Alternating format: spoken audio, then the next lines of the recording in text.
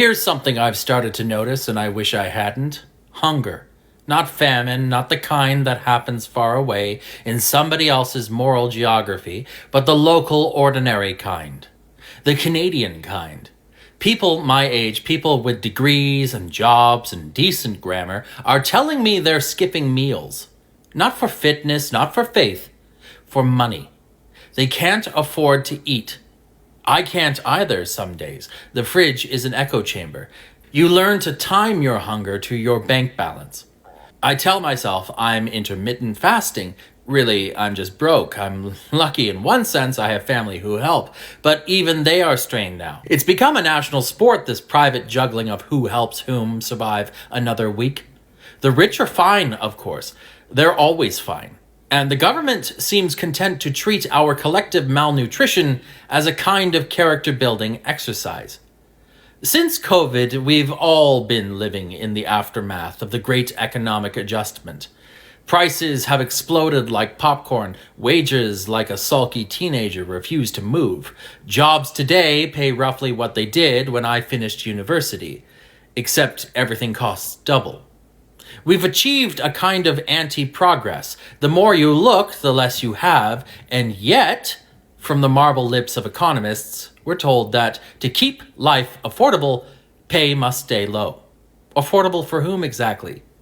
Walk into a grocery store and you'll see what I mean. Every aisle is a battlefield. You do mental math over cans of beans. You make humiliating decisions in public to put back the bread or the butter. And every month, the price stickers advance like enemy troops.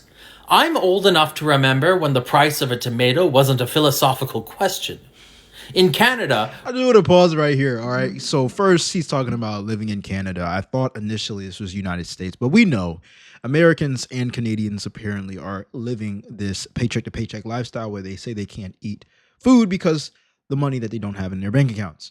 Now, I always am curious about how people are splitting up the money they're already making. We have to look at that first. You don't have to be a financial guru. I'm not a financial guru. But if you're going to complain, let's break down what you are using your money on first. Most people don't know that. Let's continue. we like to pretend we're immune to this kind of thing, that hunger is an American disease. But the numbers tell a different story. Food Banks Canada reports usage has nearly doubled since 2019. More and more of the people lining up for those boxes of near expired pasta are employed. They work full time, pay taxes, and still can't afford dinner. That's not a recession, that's a system failure. Meanwhile, rent has become an extortion racket. You got to love it how people always love to blame the system. They never look at themselves and talk about how they can change their own situation. I watch some videos of people who make similar reaction videos like me, and I am literally one of the only few creators that go up here and always talk about what we can do to change our lives. So many people, even on YouTube, who make money by reacting to these type of videos, serve audiences that tailor to their excuses. Like sitting here and watching this man complain about how the prices of tomatoes has gone up since he's been a little kid. No duh, everything's gone up. And it's never going to go back down to when you were a little kid. So what are you waiting for? If you were a little kid and he's in his mid 30s, then that means you've been waiting 20 plus years, if not a little bit more, in order for the prices to go back down. Now, you never expected your money that you make per hour to go down, or if your salary for your money to go down, you've always expected that to go up as you progress. So why don't you expect prices to go up as well? And if you have expected prices to go up, but you are surprised about how far they've gone up, why haven't you better prepared yourself to have a more financially secure future? Those who fail to plan to fail. Simple said. All right. It's not rocket science. If you're sitting here and you're complaining about the economy, you have to ask yourself, how did I get into this position? It's just like getting into a relationship with someone. All right. It doesn't, let's say there was a domestic violent relationship between man and woman. All right. And the woman is in an undesirable situation. That probably didn't happen the first date. Otherwise, the woman probably would have walked away from the man on the first date.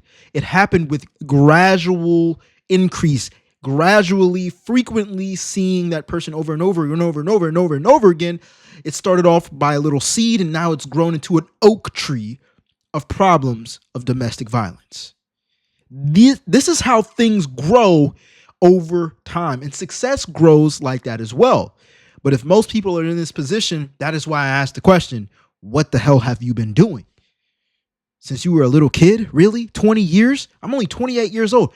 Of course, prices aren't the same when I was 8 years old, man. We don't have the same anything since we were little kids. Your phone, you know what I'm saying? The internet, the way we make videos, technology.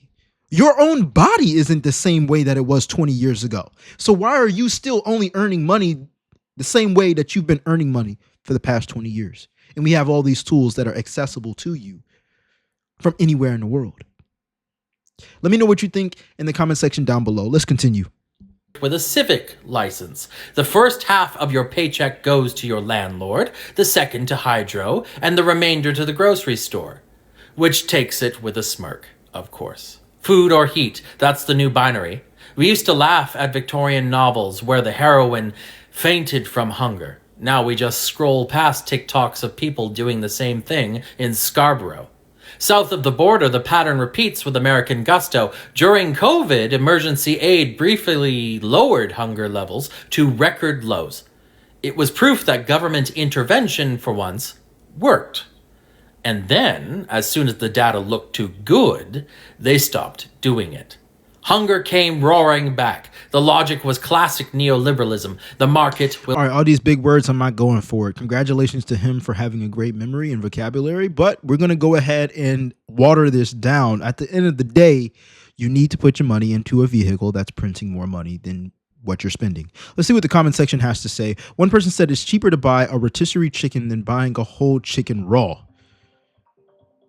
Okay, so buy the rotisserie chicken. Make that make sense. Buy the rotisserie chicken. All right. Moving forward, someone said if you work 40 hours a week, you should be able to pay rent, have food, and the basic needs as minimum.